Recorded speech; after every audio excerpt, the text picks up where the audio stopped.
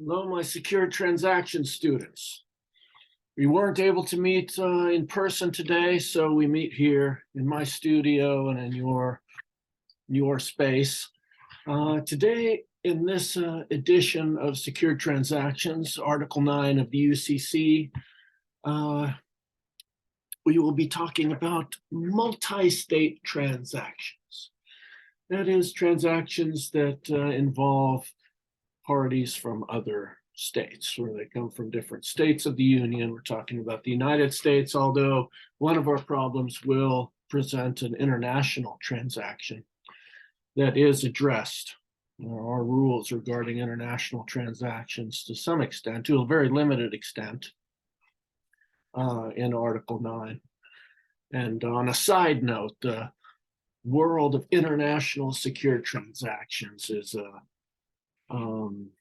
one of those areas of the law that is complicated. It's not harmonized, but it is essential to international transactions, just as it is to domestic transactions. And therefore, lawyers with a real interest and aptitude for secured transactions can do quite well because their services are in demand. Just a plug for secured transactions. There is a world of secured transactions beyond Article 9. Okay, so today we're going to talk about multi-state transactions, and what really what that is about is the choice of law. What law will govern transactions? To a large extent, it doesn't matter because it's a harmonized law. It's a uniform commercial code. So it doesn't really matter if it's Wyoming law or Ohio law or California law or New York law, because it's all the UCC. And so really the question is not very dramatic in the greater scheme of things. There are some slight differences. So there are some things like there are greater consumer protections in California because of the strong democratic consumer protection culture there and the strength of the lobby. And so there are some differences, and you should be aware of them, but by and large, you shouldn't be overly concerned with whether even Louisiana law applies versus Arizona or Ohio, because we have the uniform code. That said, there is one very important aspect of the choice of law that is critical to the operation of Article 9, and that is that the choice of law, and this is a construct. This is how the drafters approach this issue. Now, I'll explain it to you in this way. That the drafters needed to make sure that financing statements against a particular debtor were all filed in the same state, so that everyone knew where to file against that particular debtor, and then prospective lenders to that debtor, prospective creditors, knew where to search the financing statements to see who might be perfected already as the first to file. And so how do you achieve that now? That's the challenge of statutory drafting. We know what we want to achieve. We want to force everyone to file in the same place so that everyone can search in the same place. So how are we going to make that happen? And the way that the drafters did it was this: to say that you should file in the location of the debtor, wherever the debtor is located. And that is where you should file. So we have rules about where the debtor is located. I'll go through them quickly. If you are a sole proprietor or an individual, same, treated equally under the law. Sole proprietor, operating a business by themselves, haven't incorporated, but they've just started selling hot dogs on the corner. Or you're an individual that is taking just a personal loan to buy a pinky ring of beautiful bright blue sapphire pinky ring. Either one of those. Where do you file? Where does the bank file or the seller file their financing statement? Where the individual is domiciled, where they live. So wherever they live in that state. What if you have a general partnership? That is two or more people going into business together, but not incorporating or creating a limited partnership or an LLC. Where is the general partnership located? And it will be wherever they do business. And if they do business in multiple states, it's wherever their headquarters are, their chief executive offices. And then this is the most common situation. This is the one you certainly need to know. And which was really the easiest. I don't know if it's easiest. They're all easy. But the most common will be this, because most businesses that will be hiring your services will be corporations or limited liability companies, LLCs, or limited partnerships, LPs. Where are they located? Not where they do business. That has nothing to do with it. Not where their headquarters are. That has nothing to do with it. It's where they are organized. So you could have an Ohio company. They have one store in Ohio. They have all of everything is in Ohio.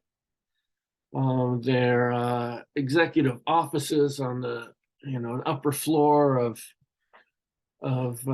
Key Tower in downtown Cleveland. It's in Ohio,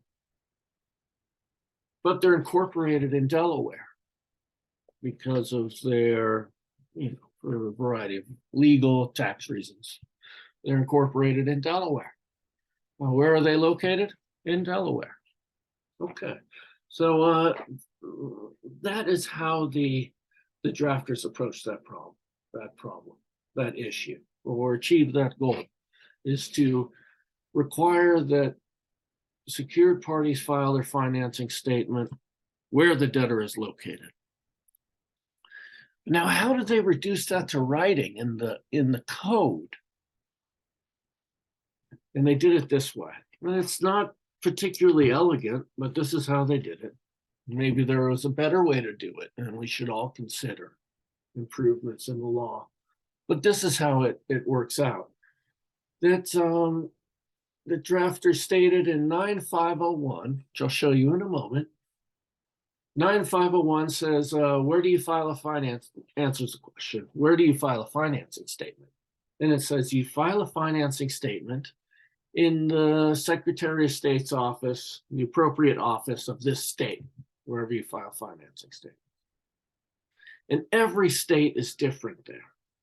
Every state's UCC, this is one provision of the UCC that is different in every single state. It's harmonized across the board, except for this situation is different. This provision is different in every state, and that is, where do you file? In Ohio, it says you file your financing statement in 9501 in the Secretary of State's office of the great state of Ohio. California, it says you file your financing statement in the Secretary of State's office of the great state of California. Delaware and the great state of Delaware, on and on. So every state, calls for financing statements to be filed in their Secretary of State's index when their law applies to the filing of financing statements. And that's a critical juncture. Now I'm taking that leap. This is the Tinker-Toy construct of Article 9 and the choice of law. that every state has a different 9501 saying file in our state Secretary of State's office. And so which state do you choose? They all will tell you to file in their Secretary of State's office. So which state do you go to? 9301 tells you. And 9301 tells you that the law governing the perfection of non-possessory security interests is what we're talking about when we're filing financing statements, because you don't file a financing statement typically if you take possession, as you perfect by possession. So if this is a non-possessory security interest, that's what the law says, a non-possessory security interest. What law governs that? When you want to perfect a security interest in collateral that you're not taking possession of, such as accounts or promissory notes or intellectual property, where do you file?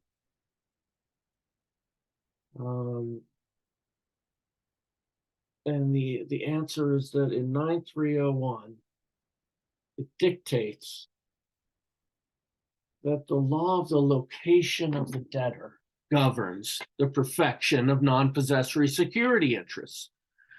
So when you want to perfect a non-possessory security interest in a debtor's intellectual property, it's non-possessory for sure, it's intellectual, it's abstract.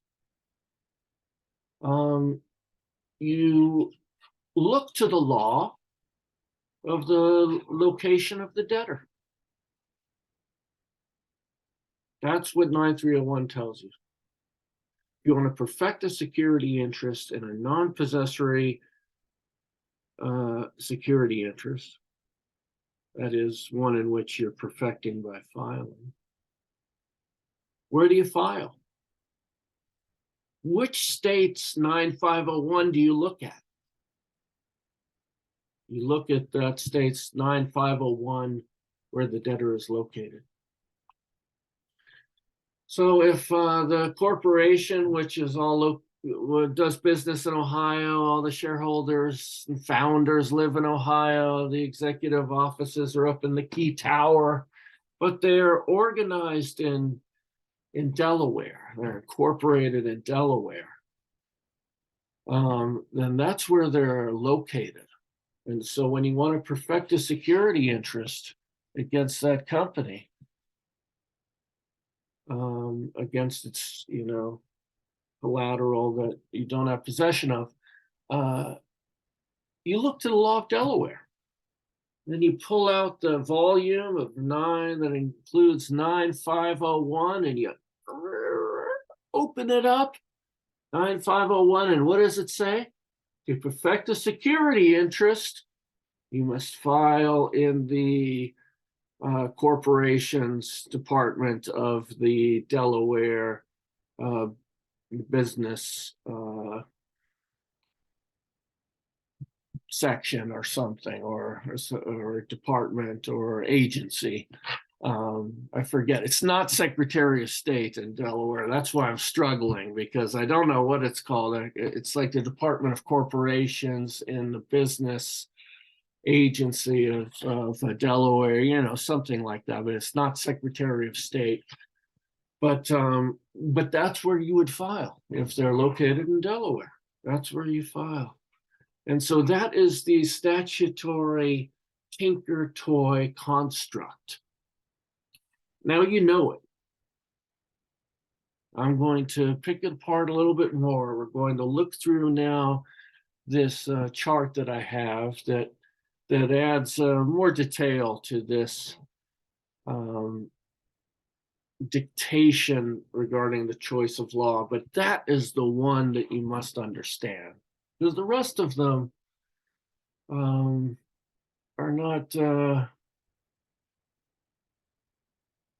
are not transformative or not of great import typically, because all the law is the same.